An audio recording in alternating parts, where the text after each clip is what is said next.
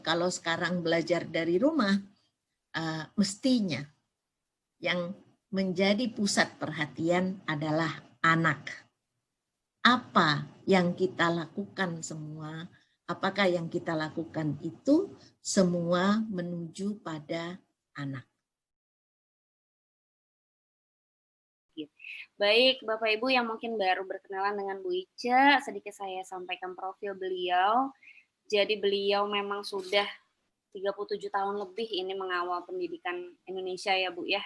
Iya. Luar biasa. Dan beliau sendiri juga sering memberi pelatihan untuk guru dan juga kepala sekolah. Dan secara education, beliau ini PhD ya Bu ya, di Teacher Education UPI di bahasa Inggris ya Bu? Iya. Dan S2-nya di University of Warwick di England, di Inggris ya Bu ya? Iya. Oke, baik. Ini masih ada yang mau masuk, tapi sekiranya itu sedikit saja dari profil beliau yang insya Allah siang ini kita akan mendapatkan satu insight yang mudah-mudahan bernas ini dari Bu Ica tentang topik kita nih ya Bu, yang masih di era PJJ ini. Iya. Dan masih di isu-isu seputar belajar online gitu ya, challenge yang ada, dan kebetulan ada sharing-sharing kemarin di berita cukup ini juga ekstrim gitu ya, masih ada berita-berita di luar Pulau Jawa gitu. Nah, supaya nggak berlama-lama lagi nih Bu Ica, sok mangga Ibu kita mulai saja. Silakan Ibu. Terima kasih. Assalamualaikum warahmatullahi wabarakatuh. Selamat siang Bapak dan Ibu yang senantiasa mau belajar. Dan kita sama-sama sebenarnya belajar ya, kita saling berdiskusi saja, karena pasti apakah yang hadir orang tua atau para guru pasti selama lebih kurang 7 bulan ini mengalami up and down yang luar biasa karena menyesuaikan dengan kondisi pandemi COVID-19 yang melanda seluruh dunia. Jadi kita tidak sendiri, dunia terjangkiti disinggahi oleh COVID-19 ini. Sehingga kita mau tidak mau harus melakukan penyesuaian-penyesuaian. Tadi sudah disampaikan oleh Bu Deliana bahwa salah satu aspek hikmah yang bisa kita pelajari adalah kemudahan untuk belajar. Zoom itu saya mulai pakai sekitar 3-4 tahun yang lalu karena saya berhubungan dengan pelatih-pelatih guru dari negara-negara lain. Ya kami kalau mempersiapkan untuk pelatihan atau berkonsultasi, berdiskusi, ya memang lewat Zoom. Tapi tidak pernah kepikiran bahwa Zoom kita pakai sebagai alat untuk belajar di dalam negeri karena nggak pernah kepikiran aja. Tetapi pada masa pandemi tiba-tiba banyak platform-platform yang ternyata dapat memudahkan kita untuk belajar.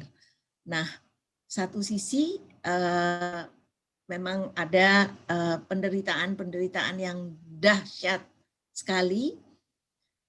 Namun ketika kita melihat ini adalah terjadi di seluruh dunia, maka perlu kita petik hikmahnya apa dengan kejadian yang sebesar ini, yang ya tidak main-main ya, mengubah pola hidup manusia seluruh dunia, mau di negara maju, mau di negara berkembang, mau di negara miskin, semua sama, bahasa yang dipakai sama, social distancing, wearing mask, semua sama ya, washing hands, kita menggunakan jargon yang sama di seluruh dunia.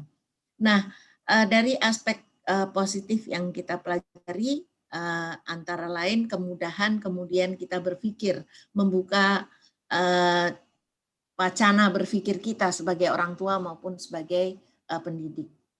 Kemudian mau tidak mau, kita kemudian mengenali betapa mudahnya anak-anak zaman sekarang berhubungan dengan siapapun melalui network, ya, melalui dunia maya. Kemudian satu hal yang sekarang perlu kita pikirkan adalah bagaimana ketika sekolah masih harus dari rumah, belajar masih harus dari rumah. Saya sengaja memasang di belakang saya bahwa setiap orang menjadi guru dan setiap rumah menjadi sekolah yang disampaikan oleh Ki Hajar Dewantara sebagai backdrop saya. Untuk menyadarkan kita semua bahwa kita semua ini adalah guru dan semua rumah adalah sekolah. Karena kalau menurut Ki Hajar Dewantara ada 3 pilar, yaitu rumah. Semua anak mulai belajar dari rumah, madrasatul ula, ya, pertama, sekolah pertama itu ada di rumah. Mau tidak mau orang tua harus mengambil peran utama dalam mendidik. Nah, berangsur ketika anak beranjak lebih besar usianya, kemudian masuk kepada komunitas yang lebih luas, yaitu sekolah. Di sana sekolah, anak-anak masih menganggap bahwa sekolah dan rumah adalah dua tempat yang memberikan pendidikan kepada mereka.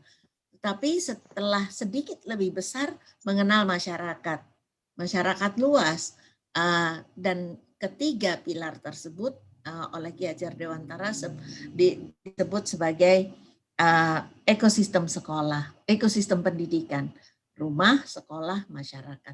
Jadi kalau sekarang belajar dari rumah, mestinya yang menjadi pusat perhatian adalah anak. Apa yang kita lakukan semua, apakah yang kita lakukan itu semua menuju pada anak. Nah, Bapak dan Ibu yang ada di Zoom, nanti ketika saya minta untuk berpartisipasi lewat sharing atau apa, dipersilahkan, ya. Nah, saya izin share screen.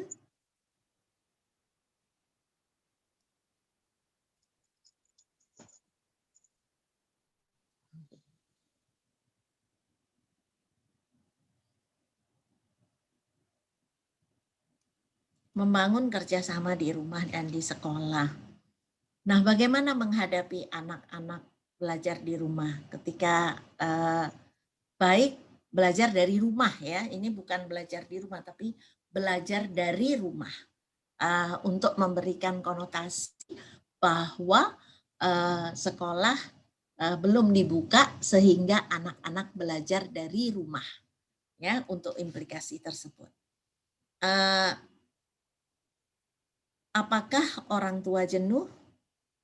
Tentu saja, karena tiba-tiba harus mengganti peran guru, paling tidak shadowing peran guru, ya. Kemudian apakah guru juga jenuh? Sama, mengajar harus di depan layar, melihat anak-anak dengan tingkah lakunya masing-masing, tetapi tidak bisa intervensi. Ketika anak kesulitan, kebingungan, kita tidak bisa membantunya. Bagaimana kemudian harus mulai berpikir antara apa yang dilakukan, apakah ngikutin kurikulum, apakah memberi ulangan, apakah itu sesuatu yang sangat-sangat tidak mudah, ya. Dan saya sendiri sebagai dosen mungkin juga karena konteksnya berbeda dan karena terbiasa dengan teknologi, mungkin kesulitan saya atau kejenuhan saya tidak terlalu besar, ya, dibandingkan dengan Bapak Ibu guru yang di sekolah menengah dan tingkat dasar. Kemudian anak-anak tidak disiplin. Ini saya beberapa hari yang lalu observasi ketika guru mengajar dengan menggunakan dengan Zoom, ya, dengan Vicon. itu kan saya punya kesempatan untuk melihat gurunya, untuk melihat anaknya. Guru yang ngomong apa, anaknya ada di mana, anaknya ngerjain apa, itu menuai emosi negatif pastinya di dalam diri guru. Dan di rumah juga begitu, karena orang tua pengennya anaknya belajar, melihat anaknya disuruh belajar malah main, malah walaupun duduk di depan monitor tetapi tidak memperhatikan. Ini semua adalah hal-hal yang menuai emosi negatif pastinya ya. Nah, banyak alasan untuk menghindar, apalagi anak-anak SD. Saya melihat, saya observasi di sekolah dasar itu gurunya tetap aja nerangin, kemudian muridnya, Bu Guru, aku tidak bisa, tetap begitu, kemudian jalan-jalan dan seterusnya. Ini semua kita ya, tidak hanya di Indonesia, tetapi di semua tempat. Namun kan kemudian setelah berlangsung beberapa bulan, tentunya dengan berdiskusi semacam ini, kita perlu melakukan sesuatu supaya anak tetap mendapatkan manfaat dari proses pendidikan, baik yang dilakukan oleh sekolah maupun yang dilakukan oleh orang tua. Kemudian atau masih banyak lagi, tugasnya terlalu susah lah, orang guru harus menyesuaikan antara kurikulum dan materi ajar, orang tua bingung nggak bisa bantu, bahkan banyak sekali viral yang menunjukkan orang tua yang marah-marah, dan bahkan kemarin saya dapat share dari Ibu Deliana, ada anak yang sampai bunuh diri karena tidak bisa menghadapi situasi online ini. Jadi apa ya, banyak sekali yang kita hadapi saat ini. Belum lagi ada miskomunikasi lagi sama gurunya. Gurunya nyuruh apa, kemudian orang tuanya nanyanya apa. Karena anaknya nggak bisa menyampaikannya, kemudian orang tuanya bingung dan kemudian nanya gurunya, malam-malam WA, gurunya nggak siap untuk menjawab, dan seterusnya. Atau tugasnya terlalu banyak. Karena kalau sehari ada 3 mata pelajaran di SMP atau SMA, atau bahkan di SD, semua guru memberi tugas, anak-anak kewalahan. Dan apa sih yang akan dicapai ketika tugas dibanyak-banyakin? Nah, saya minta Ibu dan Bapak untuk share perasaannya selama apakah yang saya ungkapkan tadi mewakili apa yang dialami oleh Bapak dan Ibu. Silakan. Silakan Bapak Ibu. Boleh di chat room, boleh langsung di unmute. Iya. Persis lagi ada Ibu Ice, monggo kalau misalnya ada yang mau share. Nah, iya Bu, benar katanya Bu Sri. Monggo kalau mau di-unmute silakan ya. Kita seperti ya, silakan. Kita berdiskusi bebas aja. Nah, Mbak Wita. Atau Mbak Wita. Ya, silakan. Ya, Assalamualaikum warahmatullahi wabarakatuh. Waalaikumsalam Pak Edwin. Ya, salam kenal Bu Ice. Salam kenal kembali. Ya, benar apa yang Bu Ice sampaikan, benar. Kebetulan anak saya, kalau saya kan guru Bu Ice, guru di sekolah negeri. Kemarin juga sempat juga sama teman-teman yang lain sempat sharing bagaimana permasalahan yang begitu banyaknya dalam proses PJJ ini gitu kan di sekolah negeri. Untuk anak saya kebetulan kan di 2 sekolah yang berbeda, sekolah swasta dan dengan kurikulum yang juga berbeda, pola belajarnya tentu pasti juga berbeda. Kalau yang paling tua itu di depan monitor mulai dari jam 7 sampai jam 12 siang. Tapi mereka tetap semangat untuk belajar. Di awal-awal dulu memang terdapat banyak kendala, ada yang anak yang sampai mereka ini jenuh, mereka bermain-main, tapi sekarang sudah karena sudah terbiasa, gurunya sudah bisa bawain mereka sudah proses pembelajaran sudah berjalan dengan baik. Mereka udah seperti belajar biasa gitu. Bagus, bagus. Nah, tapi kalau yang anak saya nomor 2 kayaknya karena kurikulumnya beda, jadi tidak ada pakai via Zoom, nggak ada, Pak. Mereka cuman 1 kali 1 minggu paling ada via Yang WhatsApp. kedua ini yang sekolah apa? Masih sama-sama SD, sama-sama SD. Ya negeri atau swasta? Swasta, sama swasta, tapi di 2 lembaga berbeda. Oh, dua-duanya sama-sama swasta. Oke. Sama swasta. Ya. Nah, terus kalau kita bandingkan dengan tempat saya mengajar di negeri, malahan sekarang saya lihat permasalahannya makin banyak. Tingkat semangat anak itu dalam minggu ini itu sangat jauh menurun, saya lihat. Kemarin sebelumnya kita menggunakan Google Classroom, menggunakan Google Form juga. Saya untuk absensi daftar kehadiran saya gunakan Google Form, untuk share materi saya gunakan GCR, Google Classroom, terus nanti ada juga informasi menggunakan WhatsApp. Jadi setelah saya lihat tingkat keaktifan di GCR sangat, kalau untuk SD sangat minim sekali, saya rubah semuanya ke Google Form. Kalau Google Form semua latihannya apanya langsung bisa kelihatan gitu yang aktif di situ. Dan saya lihat ada kelemahan juga. Setelah saya evaluasi lagi, ada kelemahan, ternyata walaupun sudah dipindahkan, anak bisa mengerjakan segera, tapi sebahagian saya lihat mulai mengerjakan hanya asal-asalan, tidak seharusnya melihat materi lagi. Mereka karena objektif, ada pilihan ganda, jadi mereka hanya jawab, asal jawab. Tepatnya kemarin saya coba gabungkan absensi dengan latihan. Saya lihat itu hampir 60% yang nilainya di bawah 50. 60%. Jadi sangat miris sekali, padahal kita sudah ingatkan jika membaca materi, jika dipelajari materinya, semua jawaban itu sudah ada sebenarnya di dalam materi itu. Tapi kalau nggak baca pasti nggak akan bisa jawab gitu kan. Begitu.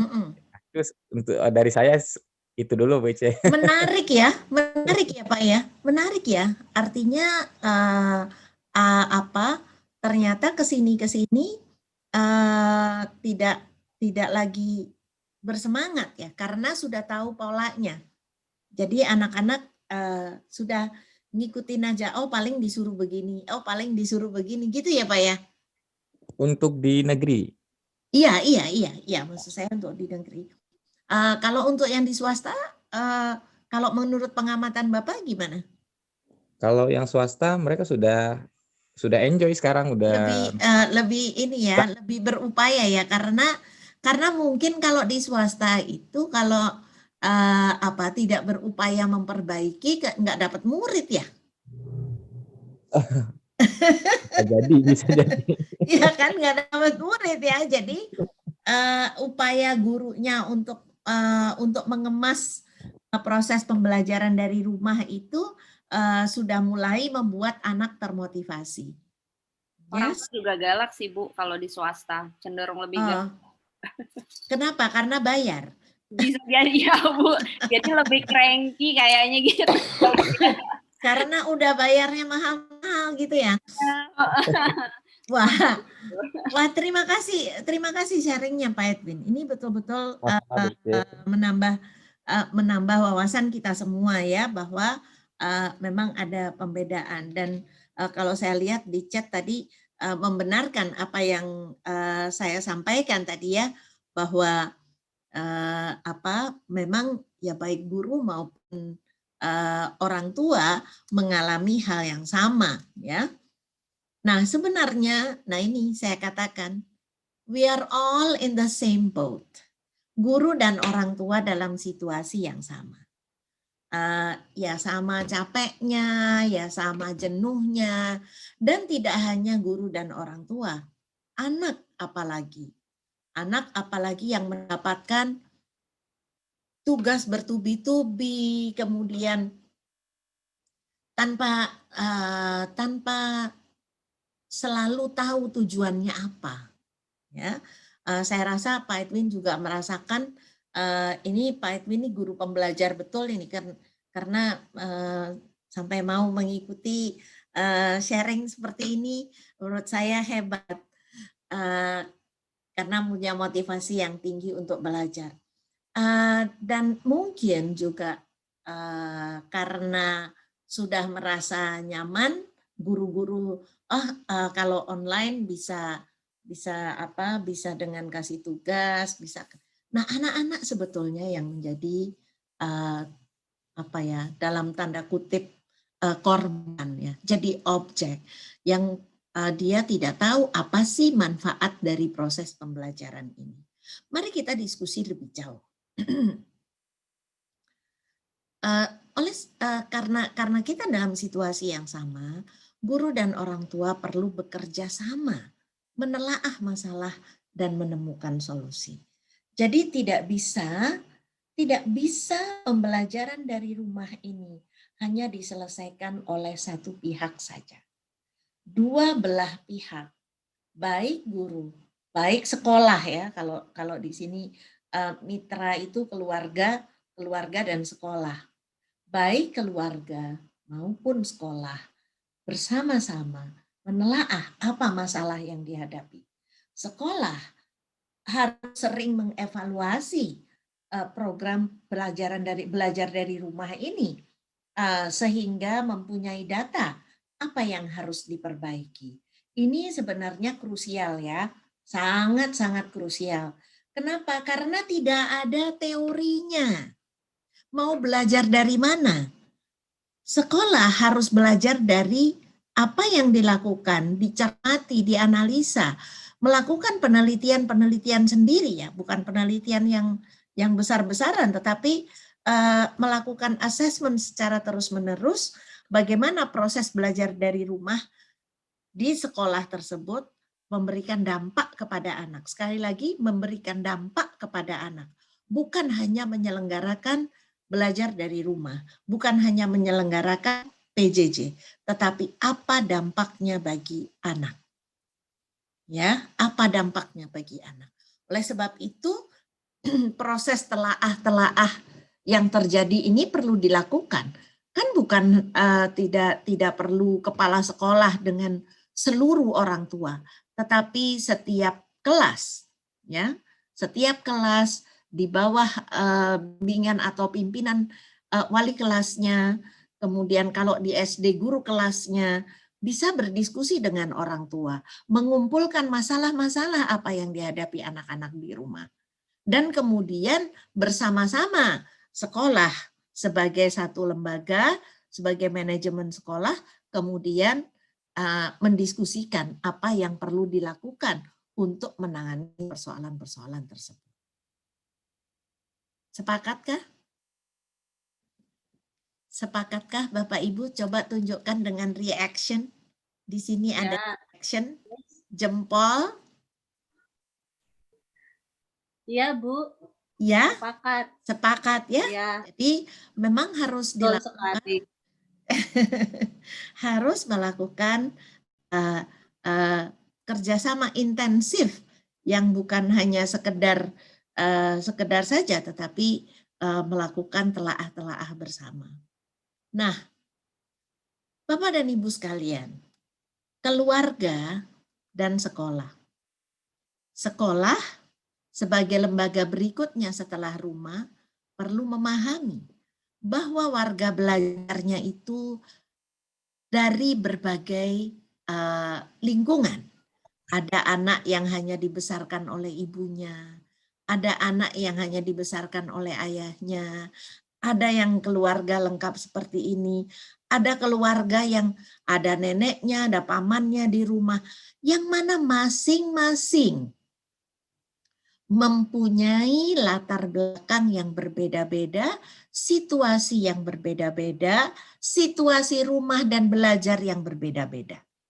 Oleh sebab itu, di sini harus dipertimbangkan betul oleh sekolah ketika melaksanakan program belajar dari rumah. Mereka sekolah harus menyadari bahwa anak-anak yang menjadi yang di bawah naungannya adalah anak-anak dengan latar belakang yang bisa jadi sangat berbeda. Ya, ini penting untuk landasan bagi sekolah ketika menyusun program pembelajaran dari rumah.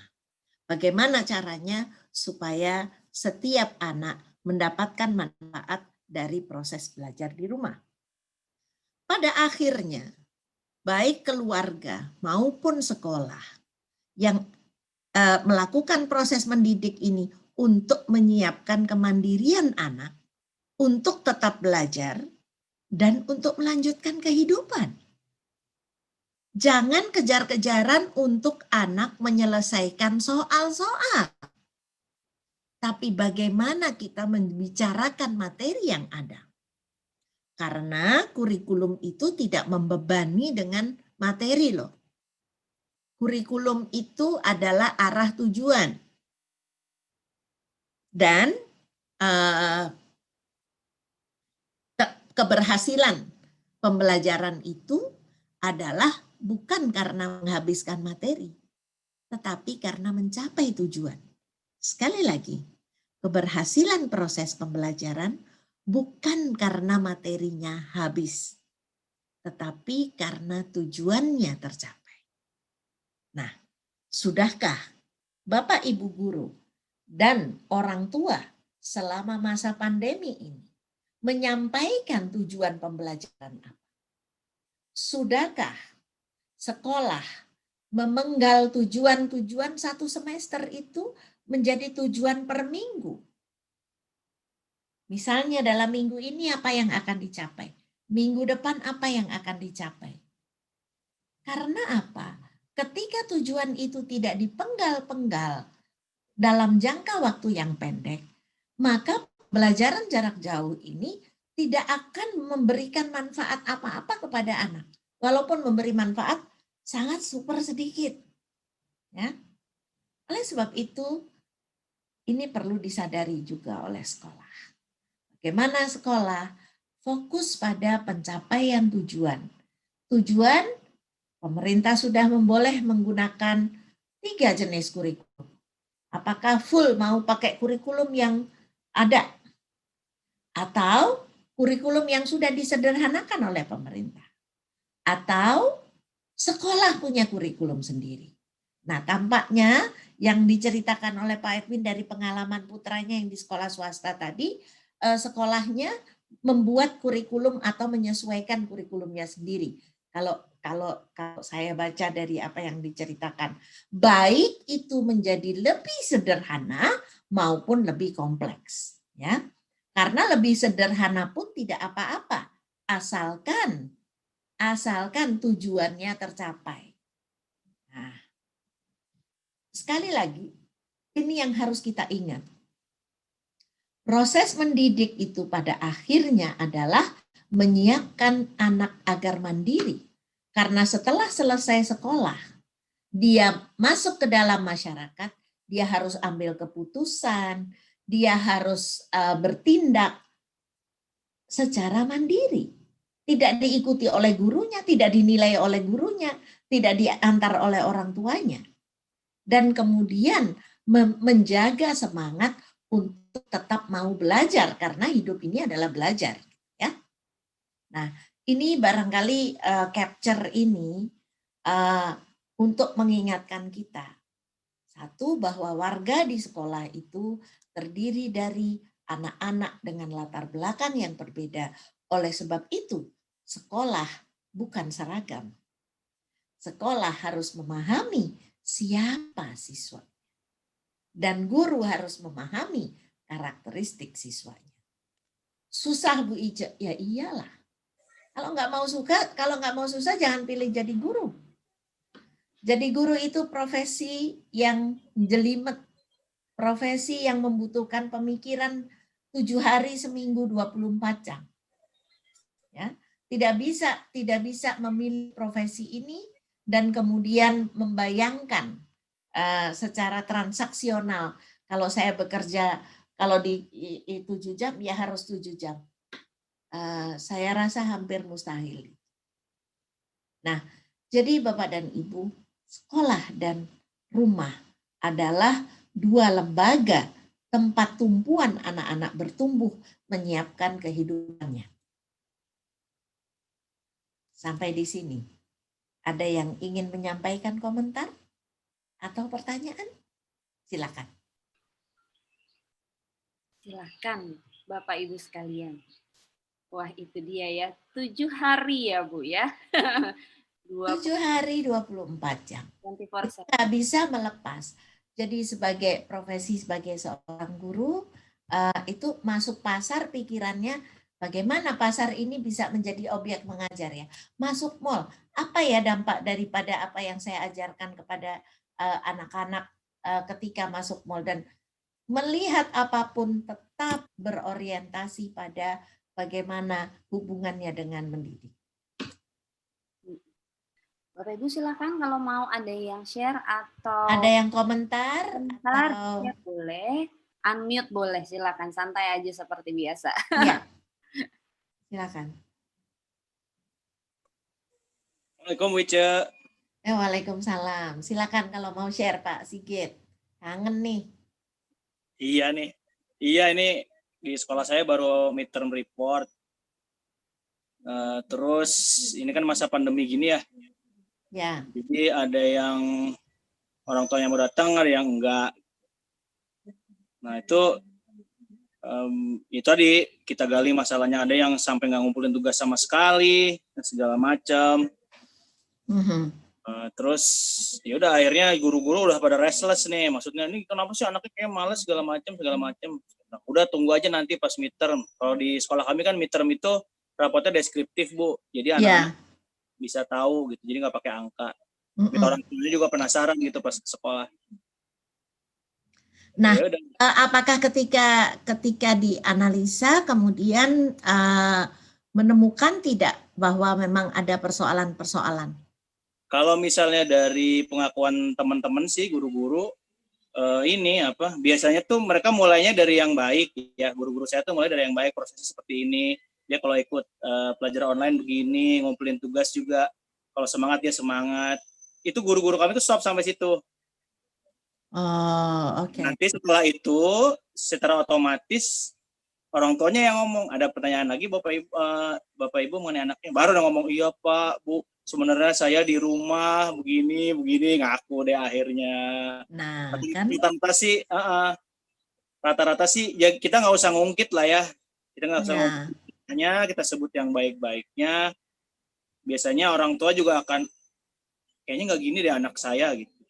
Nah, keluar terus ya udah ya rata-rata masalah ini sih HP ya, kayaknya hampir semuanya rata 70%-an lah di sekolah saya tuh kayaknya orang tua itu tidak kuasa gitu melarang anak gitu. Ya. Sedih sekali dengernya sih ya. Ya itu sih udah ada jawaban template buat teman-teman di sekolah bahwa ya harus diatur waktunya, harus berani ngatur jadwal, harus tarik-tarikan gitu ya, kuat-kuatan sama anak, sama kalau misalnya dia ada konsekuensinya, dia menjalankan dikasih reward, kalau enggak ya diambil kesenangannya, begitu sih Bu kalau di sekolah saya.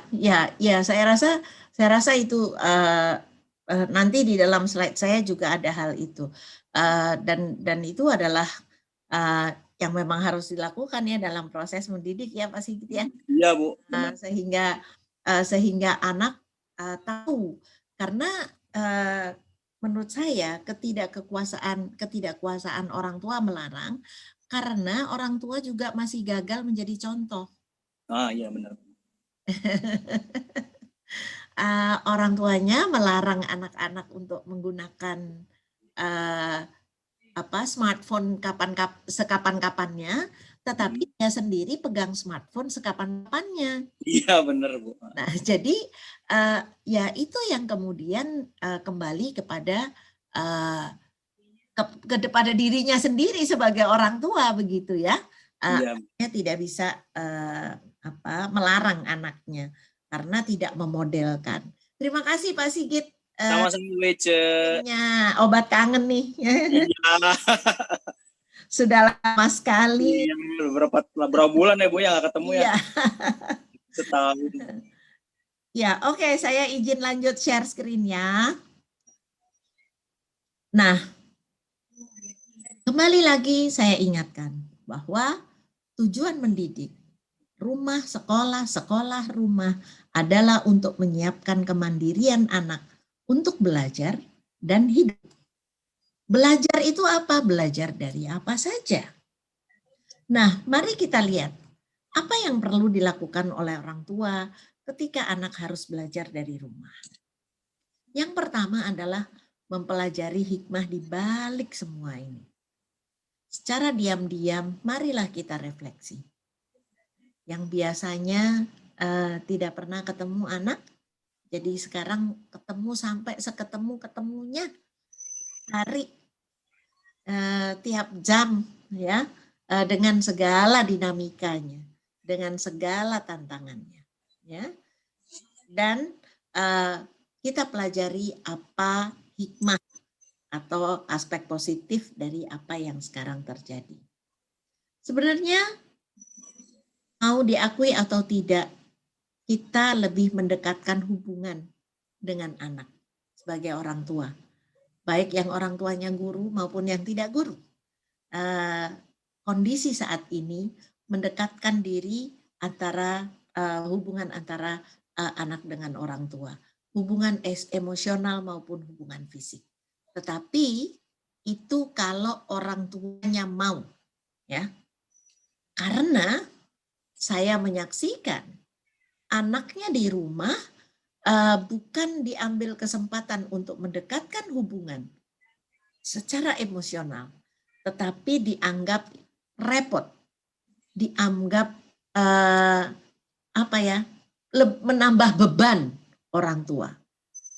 Wow, ini ingat ya orang tua, anak itu tidak pernah minta lahir. Anak-anak itu lahir dari buah kesenangan kita. Sehingga ketika masa seperti ini, ambillah hikmah untuk mendekatkan hubungan secara emosional dengan anak. Jangan kemudian anak dianggap menjadi beban atau merepotkan. Ya. Kemudian, saatnya dalam masa-masa ini kita mengenali karakter anak kita yang sesungguhnya. Kenapa? Karena ya dengan bisa mengawasi secara terus-menerus, maka kita akan tahu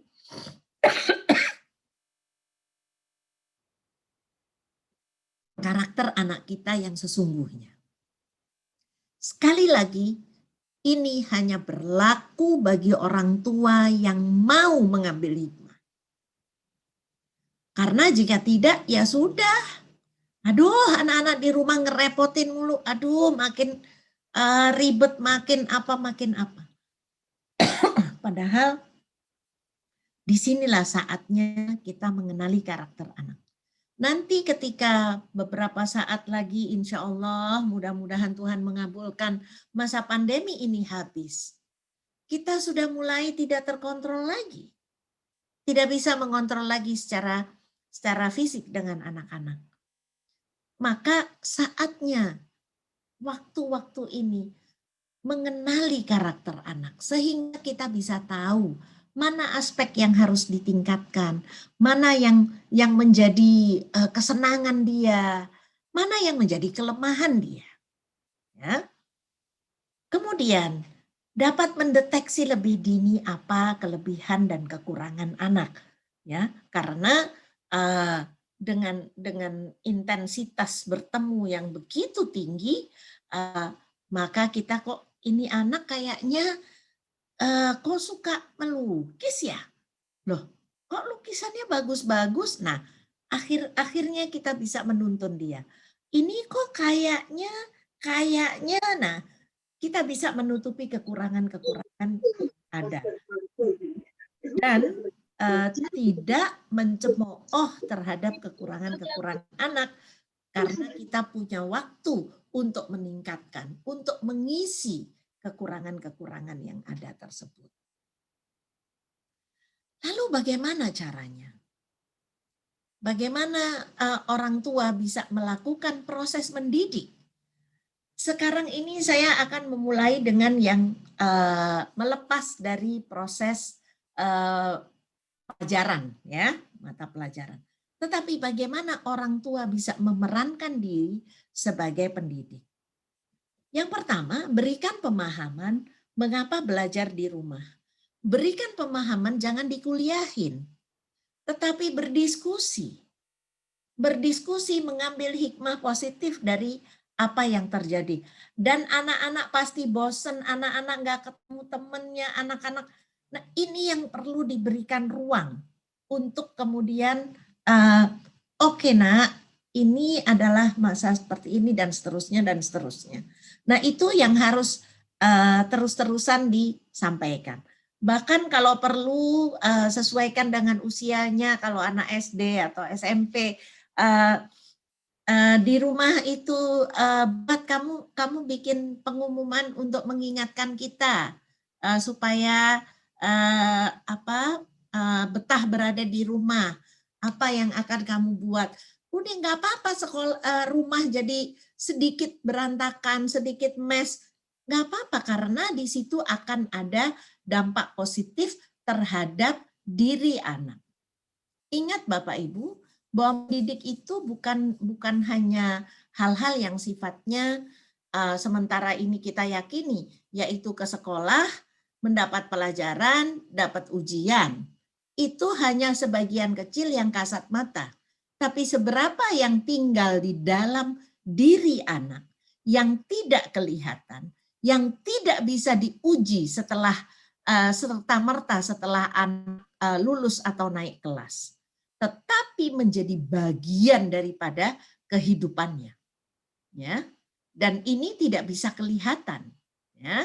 Nah, cara ini akan memberikan penyadaran kepada diri anak, ya, mengotomatiskan bahwa dalam kondisi ini saya harus begini. Ini juga bagian daripada meningkatkan literasi. Kalau perlu, kalau anak sudah bisa membaca dari internet, minta cari bahan. Coba dong cariin bahan buat mama, caranya menemani kalian belajar di rumah. Coba dong cariin bahan buat mama untuk mempelajari ini. Anak-anak akan senang sekali karena ini menyangkut supaya pemahaman terhadap berada di rumah dan belajar dari rumah itu melekat. Ya, ini enak diomong, tetapi sangat tidak mudah untuk terwujud. Nah, bersama anak-anak buatlah kesepakatan tentang jadwal. Jangan asal-asalan. Buatlah kesepakatan bersama, ya. Jadi para orang tua sebaiknya membuat kesepakatan bersama secara serius. Dalam minggu ini apa yang kita lakukan? Jangan take it for granted, ya. Jadi ketika minggu sore siapkan untuk ketemu dengan anak-anak 30 menit, 1 jam untuk membuat jadwal. Ya. Jadwal minggu ini mau ngapain? Hari Senin pelajarannya apa? Pagi ngapain? Siang dan seterusnya. Secara kasar saja, tidak sampai jam-jamnya. Misalnya pagi, siang, sore. Apa yang dilakukan? Kalau ingin bahkan di situ masukkan mau Zoom sama temennya atau mau WA call sama temennya, itu dimasukkan karena itu memberikan rasa kesenangan. Nah, proses membuat kesepakatan ini juga mengandung pembelajaran yang sangat tinggi bagi anak. Ya, bahwa anak belajar untuk membuat planning dan konsisten dengan apa yang direncanakan. Ya. Jadi ketika orang tua menemani belajar di rumah tidak semata-mata hanya belajar tentang biologi, bukan hanya itu. Ya, tetapi banyak hal yang bisa membuahkan hal positif terhadap perkembangan anak. Sering-sering minta pendapat mereka, apa yang ingin mereka lakukan, tetapi bukan hanya menuruti apa yang ingin mereka lakukan, namun kemudian mendiskusikannya, lalu mengambil keputusan bersama. Ini proses melatih berpikir kritis. Ini adalah proses melatih anak memprioritaskan, ya. Jadi aku pengen ini, aku pengen ini, aku pengen ini. Nah, mari kita diskusikan.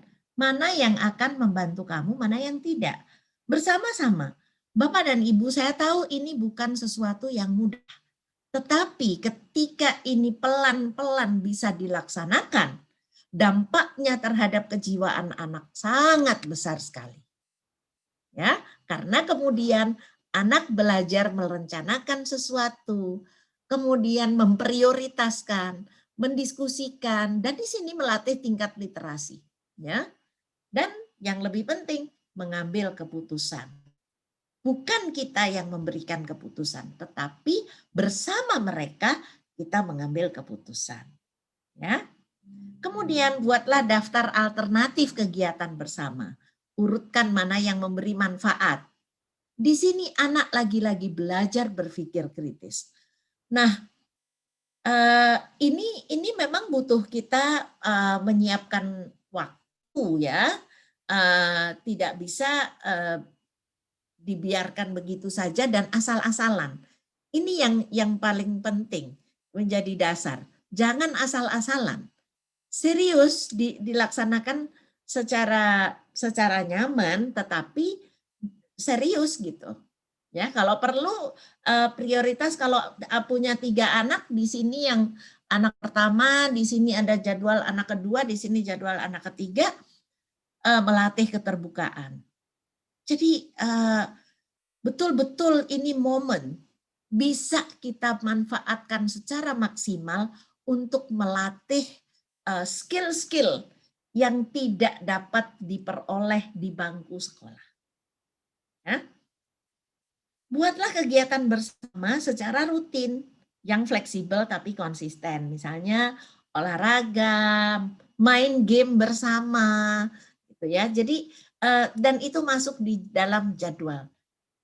Setiap minggu ada 1 kali kegiatan bersama. Ya, jadi di situ nanti terbangun komunikasi dan orang tua bisa melihat perilaku anaknya. Kalau anaknya cuma 1, main game berdua atau bertiga, ayah, ibu, anak, atau ibu dan anak, atau bapak dan anak, ya. Kan ada banyak itu Halma atau jadi di sini juga mengurangi screen time, ya. Karena kalau sudah belajar di depan screen, ditambah seluruhnya game di depan screen, 1 hari 8 jam, 10 jam on the screen, bahayanya pasti ada, baik secara fisik maupun mental. Gejala mental itu nyariin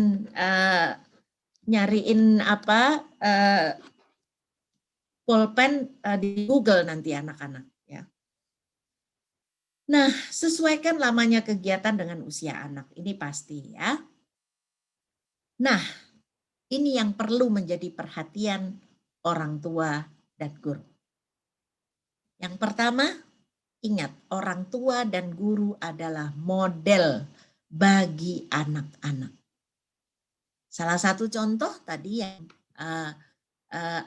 kata Pak Sigit tadi, bahwa orang tua tidak mampu melarang anaknya karena dia masih gagal menjadi model.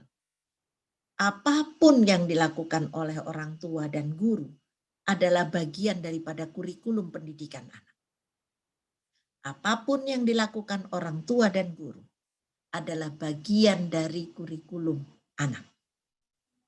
Oleh sebab itu, kita harus waspada terhadap segala sesuatu yang kita lakukan. Menjaga tutur kata kita. Ya, tutur kata kita. Saya baru semalam dapat feedback dari anak saya. You know, Mom, what I love about you is, Mama itu tidak pernah begini, ini sih, itu tidak pernah.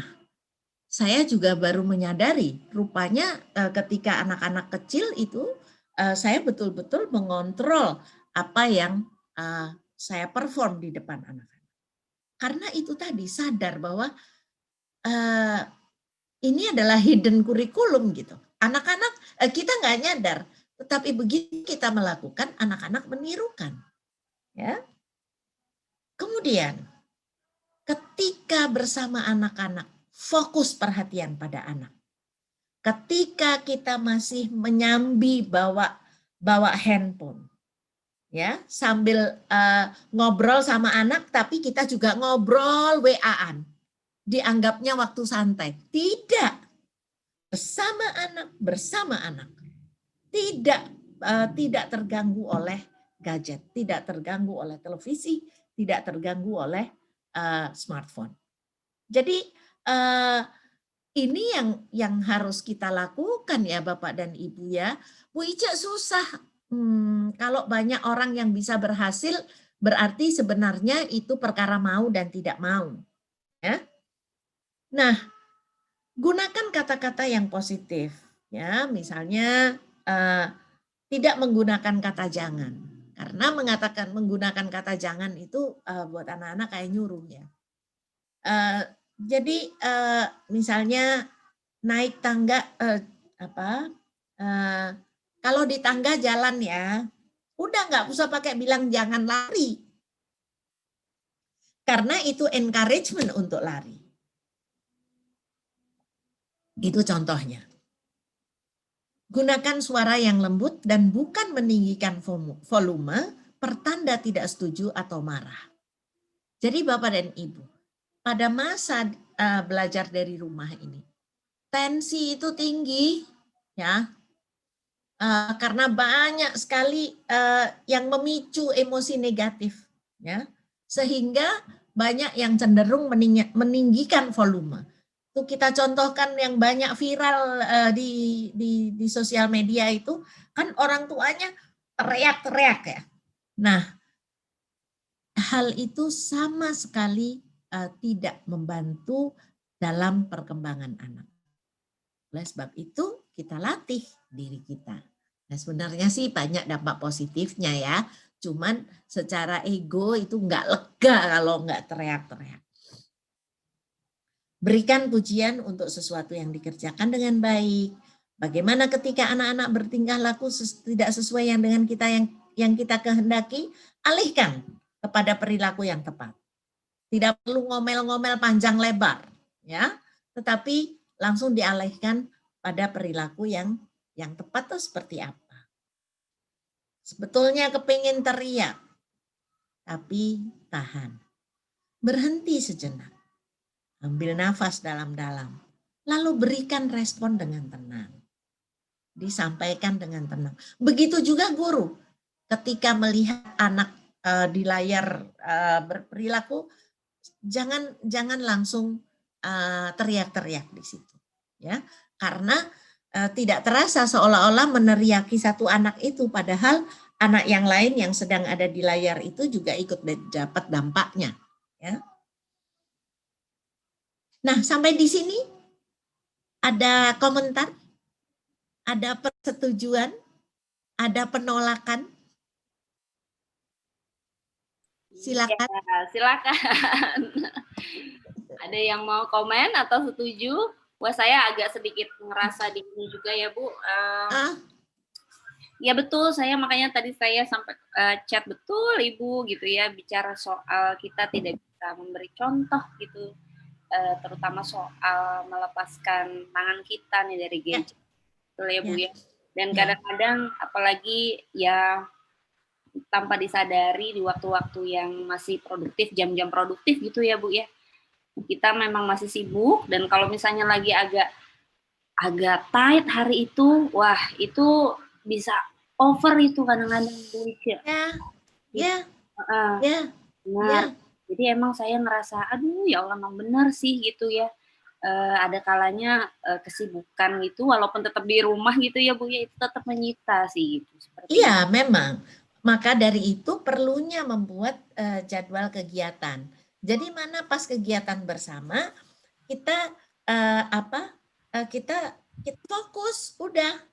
Jadi kalau pas kegiatan bersama, tetapi kalau ada intervensi misalnya kita lagi mengerjakan apa, anak-anak kemudian datang perlu sesuatu dari kita, ya kita bilang sebentar ya nak 1 menit. Atau kalau yang ini mau ditinggal, kan yang pekerjaan ini ditinggal 2-3 menit untuk memperhatikan anak, itu kan jauh lebih memberikan dampak yang jangka panjang karena ini anak untuk kehidupannya.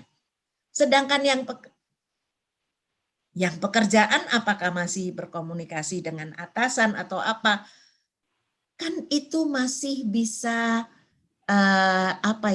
sebetulnya bisa ditinggalkan sejenak. Ya. Menit 3 menit hanya untuk soothing the child gitu, untuk menyamankan si anak ini bahwa dia mendapat perhatian. Ya. Walaupun itu untuk menunda misalnya ya. Ini kalau kata Bu Afni Nur absolutely right, guru dan orang tua adalah model yang selalu ditiru oleh anak. Ada lagi komentar, benar Bu, mahal sekali impact-nya kalau kita nggak jaga tutur kata dan intensitas suara. Saya sampai sekarang masih berhutang sama dia. Artinya memang ya ini bersyukur kalau bisa refleksi dan kemudian melakukan proses perbaikan-perbaikan. Tetapi ketika tidak menyadari itu berkepanjangan ya, dan kasihan anak-anak itu sekali lagi tidak pernah minta dilahirkan. Mereka lahir sebagai buah kesenangan kita. Jadi kita patut menjaga mereka, menghantarkan mereka untuk kehidupan mereka. Ada komentar lagi? Oke, saya lanjutkan share lagi ya. Nah, Bapak dan Ibu, sebaiknya kita menggunakan konsekuensi. Buatlah perjanjian-perjanjian dan berikan tanggung jawab. Sampaikan konsekuensi-konsekuensi tersebut dengan nada tenang. Biasanya kalau lagi emosi, pokoknya ya, kalau ini nih, nadanya itu nada marah. Kalau lagi membuat konsekuensi, sampaikan dengan nada yang tenang. Nak, ini ketika tadi Bapak mengatakan begini atau Ibu mengatakan begini, ternyata kamu tidak bisa memenuhi. Jadi konsekuensinya Ibu akan ambil HP selama 2 jam. Udah, tenang aja, datar. Nggak usah teriak-teriak, nggak usah emosi. Dan buatlah konsekuensi yang realistis. Artinya begini, kalau memberi hukuman, itu carilah sesuatu yang disenangi. Ya, jadi pernah saya observasi di Inggris itu sekolah ketika memberi hukuman siswa bukan disuruh keluar ketika ada pelajaran dia misalnya melakukan sesuatu, karena sebetulnya anaknya senang disuruh keluar ya, tetapi justru ditahan selama jam istirahat, karena jam istirahat itu kan jam bersenang-senang ya, dikurangi istirahatnya sesuai dengan pelanggarannya. Ada yang dikurangi 15 menit, ada yang dikurangi 30 menit. Kan hampir nggak ada itu kalau sudah dikurangi 30 menit. Jadi ketika memberi hukuman, berikan hukuman-hukuman yang realistis, tetapi juga berikan pujian saat mereka berhasil. Keren, kamu bisa melakukan ini dengan baik.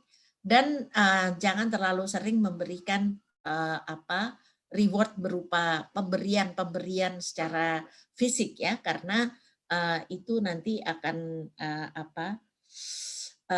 numani bahasa Jawanya itu apa? apa tuh Numan itu. Jadi anak tuh akan nuntut terus gitu.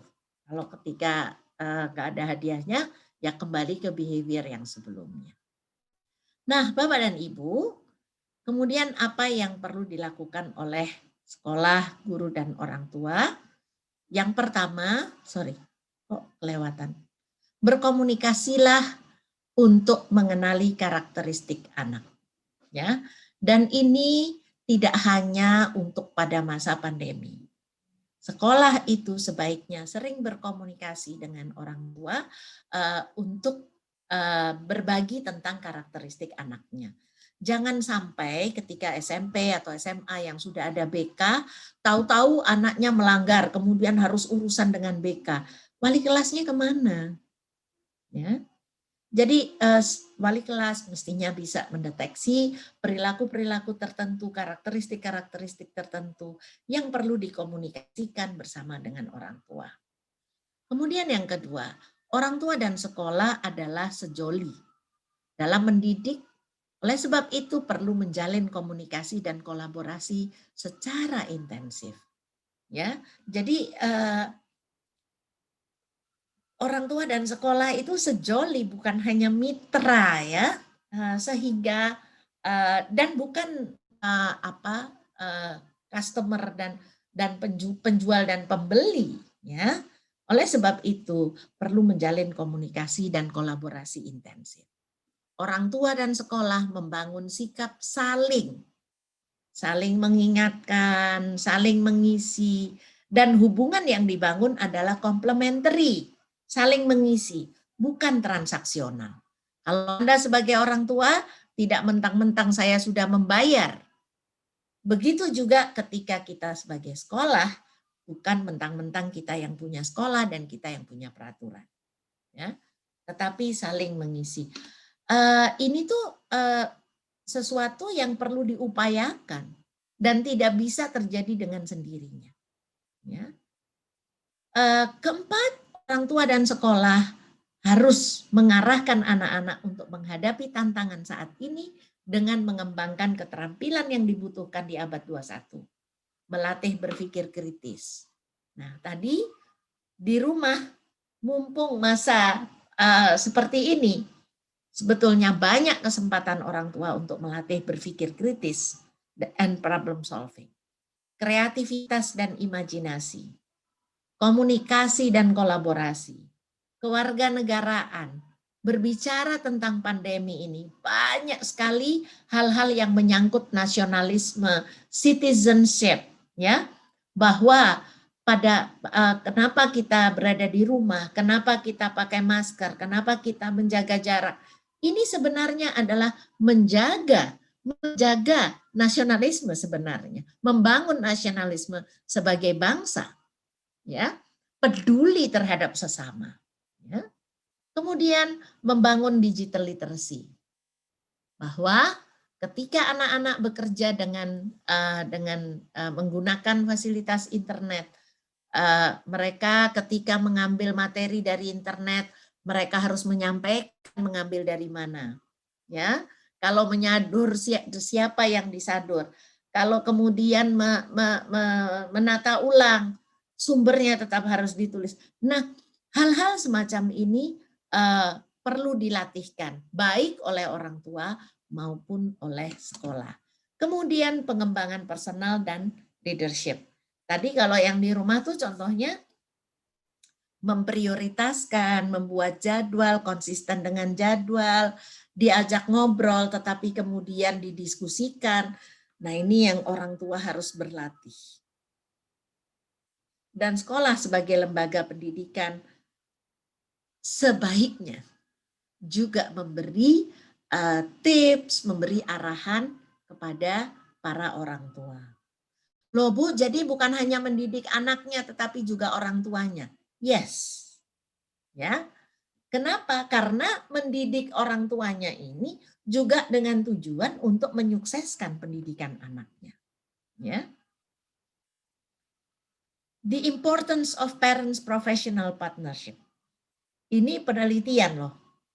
The evidence is now, jadi apa yang bahwa ketika keluarga dan sekolah bekerja sama untuk mendukung pembelajaran anak, maka memberikan berpotensi untuk tidak hanya anak-anak berhasil di sekolah, tetapi juga berhasil dalam kehidupannya. Bapak dan Ibu semua, mari kita ingat bahwa mendidik adalah proses yang tidak pernah instan. Kita tidak pernah bisa memasang sayap pada kepompong untuk menjadi kupu-kupu. Terima kasih. Saya sisakan waktu untuk barangkali ada diskusi. Iya, wow, Ibu. Coba lihat tadi, Bu, bicara kepompong, Bu. Ya. Nah, ini ya. Tidak akan bisa memasang sayap pada kepompong untuk menjadi kupu-kupu. I see. Wah, ini saya sampai screenshot. Menarik sekali ya. Betul ya, Ibu ya. Jadi proses. Ya Bu Ica ya, kesabaran. Ya.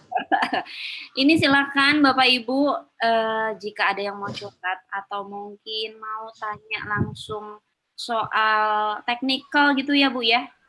Mungkin ada perlu tips atau perlu cara jika ada challenge nih di menghadapi anak-anaknya di sekolah maupun di rumah. Sekiranya perlu ada minta tips nih ke Bu Ica, itu dipersilakan sekali. Wah ini juga seru ini, Kak Sigit ini cerita di chat. Wah, oke baik, silakan ya Bapak Ibu di open aja. Di open saja, di unmute boleh. Bu, boleh nggak saya yang nanya? Iya boleh. Saya selalu mengambil kesempatan sekali di Rabu Sinau untuk ngobrol dengan para ahli ini. Kalau misalkan, terutama kalau ini anak saya yang gede kebetulan teenage ya Bu ya, usia kelas 9. Jadi kebetulan memang jati dirinya sedang lagi nyari-nyari nih dan swing mood juga, mood swing juga gitu ya Bu ya. Iya. Dan bicara soal tadi ya bosan jenuh gitu ya Bu. Ini sebenarnya kalau saya lihat juga anak-anak juga sepertinya jenuh ya Bu ya. Oh sangat. Ya jenuh sekali gitu. Bahkan dia sempat bilang bahwa saya sebenarnya nggak bisa nih Bu belajar kayak begini. Tapi apa daya sekolah belum buka gitu ya. Nah ini di anak-anak remaja kadang-kadang mereka punya ini sendiri ya Bu, punya rules atau regulasi sendiri yang lebih karena susah untuk kita breakthrough nih atau kita suka tembus lain dengan SD ya Bu Ica. Iya. Betul ya Bu. Nah ini terutama di anak-anak yang teens ini Bu, pre-teens atau teens yang lagi eksplorasi sana sini gitu. Oke, tadi Ibu juga bilang bicara soal membatasi untuk gadget juga perlu dicontoh sama orang tua gitu ya Bu ya. Nah, tapi selain itu Bu, bagaimana cara kita juga bisa mendekati mereka secara soft mungkin ya dan mengajak mereka memang terlibat dan berkomitmen terhadap jadwal-jadwal PJJ-nya. Terutama kalau misalnya cukup padat Bu. Kalau misalnya kayak anak saya ini project based, wah ini setiap hari itu cukup padat gitu. Nah, jadi dia kadang-kadang ngerasa stuck juga. Ya. Gimana ya Bu? Ya memang itu kan sudah bagus ya, project base itu aja sudah bagus gitu. Apalagi kalau tidak project base ya.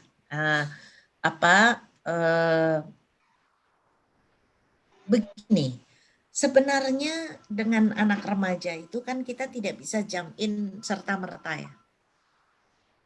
Tidak bisa jump in serta-merta. Kita jump in-nya pelan-pelan, sedikit-sedikit, dimulai dari sesuatu yang dia paling suka. Kita harus cari apa yang dia paling suka, kita obrolin sama-sama. Dan ngobrolnya jangan kita yang menguasai, kita yang mancing. Kemudian dia yang ngobrol.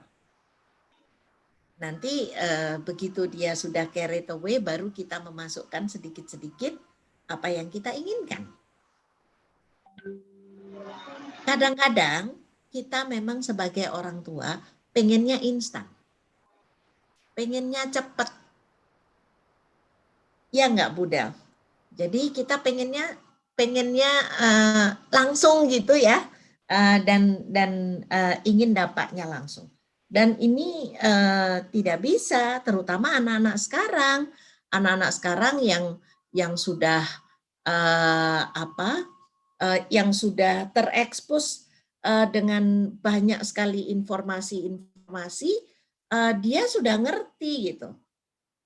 Jadi tidak suka ketika dia diintervensi tiba-tiba. Jadi pelan-pelan, ngobrol, baru nanti masuk intervensinya pelan-pelan. Nah itu baru akan most likely berhasil. Jadi itu sih kalau menurut saya tipsnya. Iya Bu. Iya. Memang ya gimana? Nggak bisa direct atau nggak bisa langsung. Enggak. Mental. Sama sekali enggak. Iya. Mental, pasti mental. Dan itulah sebabnya kayak ketika momen-momen tertentu ketika kita bersama itu hindarkan gadget. Untuk apa? Untuk ketika momen yang hatinya pas bersemi-semi itu ya, senang itu, kita masuk ke dalam dirinya. Ya. Baik. Ini kalau yang di sekolah gimana ya Bu? Kalau dari Bapak Ibu guru mungkin yang punya ada masalah dengan murid-murid yang teens nih. Karena sempat ada share juga, saya agak lupa. Saya pikir banyak. Kehadiran itu bisa cuman 20% Bu di kelas gitu ya. Kalau kemarin PTS mungkin full, habis itu turun drastis sekali kehadiran di kelas. Nah itu. Jadi sempat keder juga ya, masa gurunya mesti bangunin anaknya satu-satu. Nah kasarnya kayak gitu. Sebenarnya pendekatan yang mestinya dilakukan oleh guru adalah menggunakan hal-hal yang disukai oleh anak. Coba ketika project based learning seperti putranya Bu Deliana kan mau tidak mau dia harus melakukan. Iya. Nah, siapa sih yang betah di depan layar gini seharian gitu? Iya Bu. Sesuka-sukanya dia gadget. Nah, nggak bisa. Dan kalau gadget itu kan permainan itu ada apa ya, aspek-aspek psikologis yang membuat dia attach dengan permainan itu. Ada menangnya, dan kenapa dia akan mau ngejar? Karena nggak ada konsekuensi lulus tidak lulus, tidak ketakutan, makanya dia motivasinya tinggi. Sedangkan kita sebagai sekolah, sebagai guru, kan tidak bisa berperan seperti modelnya gadget. Games. Ya, kita kan nggak bisa berperan seperti games. Ya, dan apalagi ketika memberikan materinya membosankan, ngajarin, lecture, ngasih tugas, ya pastilah siapa yang nggak pengen pergi. Kita sendiri aja ketika dihadapkan pada model seperti itu ya nggak mau. Nah, jadi memang ini buah si malakama. Guru juga harus belajar. Ya. Makanya pada proses ini yang saya sarankan, guru jangan berhenti belajar. Jadi mengajar sambil belajar. Ya Bu, sekiranya kalau misalkan bertanya kepada anak, misalnya media-media pembelajaran yang meet sama mereka, interest mereka gitu, mungkin dilakukan nggak ya Bu Ica nih sama? Iya, mungkin. Mungkin. Jadi makanya kalau yang sudah di SMA, mestinya yang dipaparkan oleh si gurunya, ini tujuannya ini nih. Ya, coba kamu kirim ke WA. Kamu pengennya pendekatannya seperti apa? Setelah itu semua ngirim ya, pendekatannya seperti apa di WA.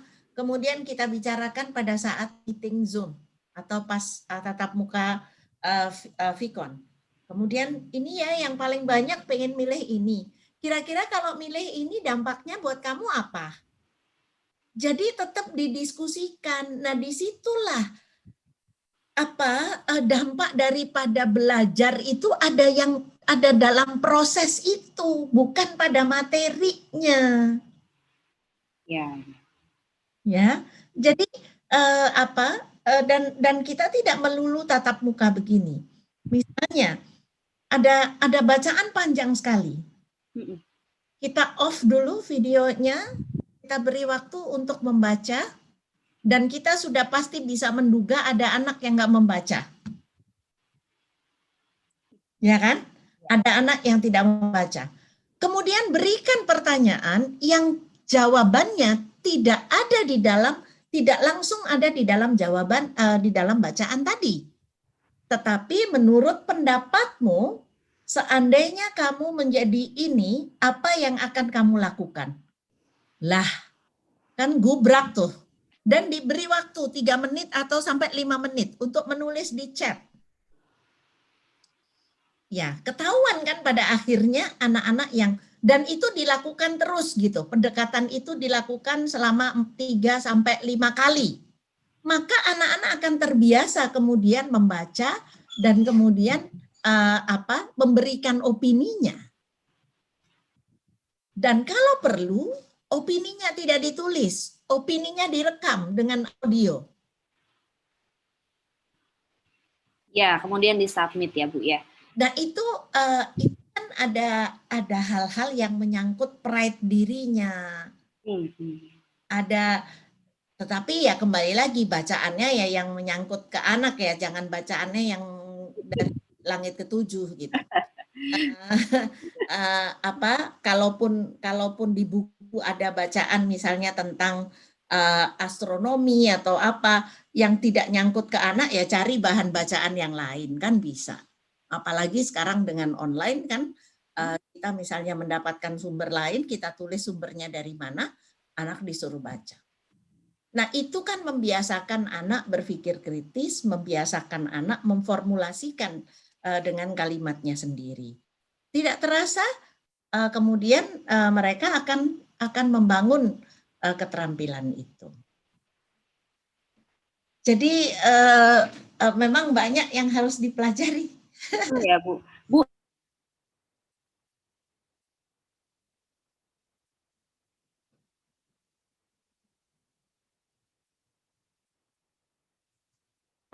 Model freeze.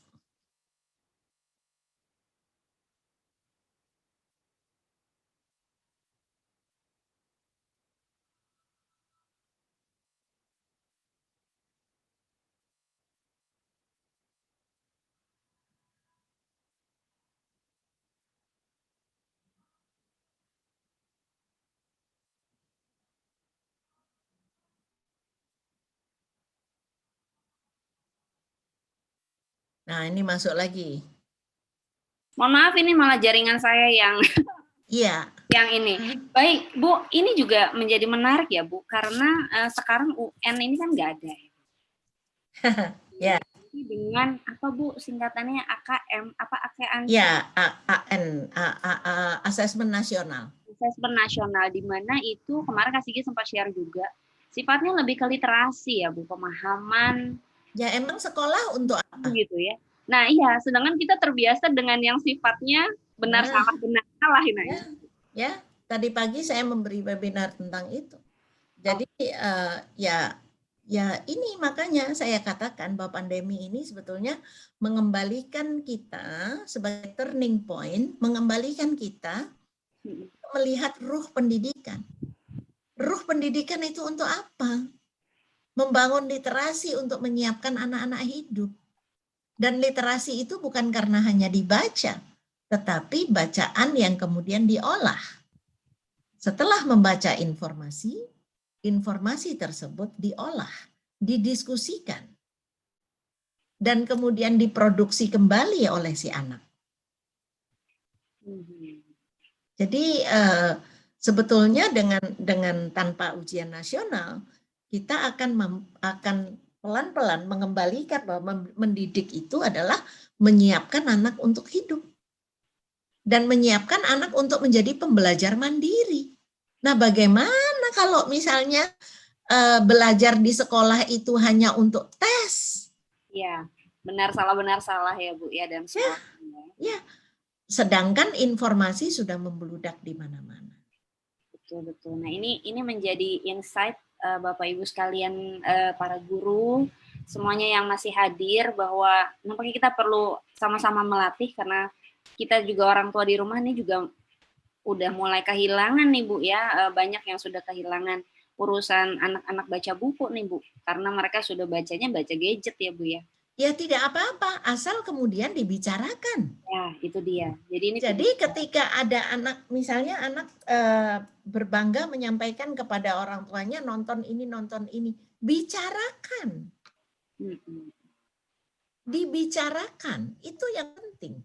Membicarakannya, mengambil keputusannya, dan kemudian bagaimana dia memproduksi kembali informasi yang setelah didapat dari tempat lain. Ya, fungsi jadi fasilitator ini kita ya Bu ya. Ya, bukan fasilitator, stimulator. Stimulator, nah itu Mbak. Yes, jadi menstimulasi proses belajar mengajar.